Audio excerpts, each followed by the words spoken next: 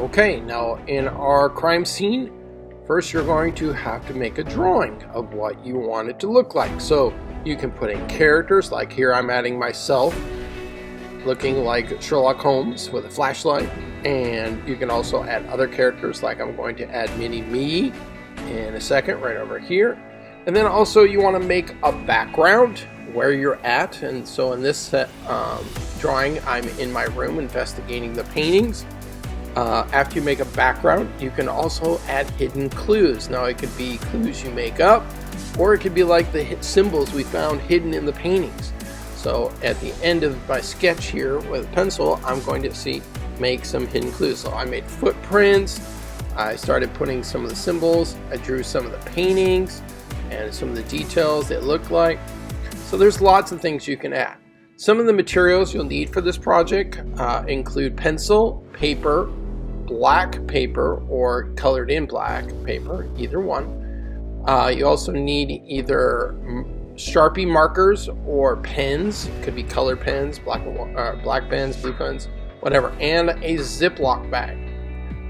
Now the Ziploc bag, the bigger it is, the bigger size paper you can use. So here I'm using a gallon bag, and now I put the white paper inside of the Ziploc bag, and now I am tracing my drawing with a black Sharpie.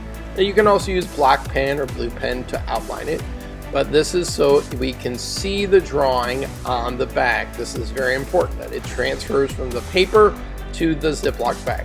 Now I'm coloring it in with colored Sharpies. Now, as I said, you can use gel pens or pens, anything that will write on a Ziploc bag. Regular markers will not stay on. They'll draw on it, but then they'll smear off. So you can't use regular markers. So if you can just use a pen and trace the drawing, that is still fine, but color adds a whole nother dimension.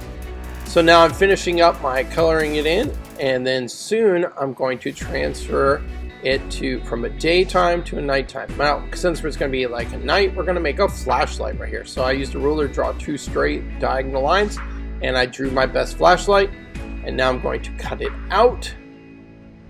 And now I'm going to color the flashlight in. Make sure you put something behind it so you don't get something on the table. If you're coloring with Sharpie especially, that's what I just did. Should have did it earlier.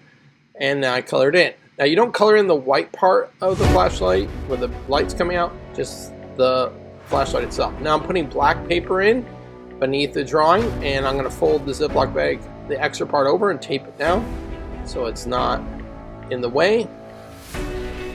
And then now I'm done with my example, and now I can put the flashlight in the opening of the Ziploc bag and reveal the clues, just like we're shining a real flashlight. Alright guys, have fun making your art project, and have a great week.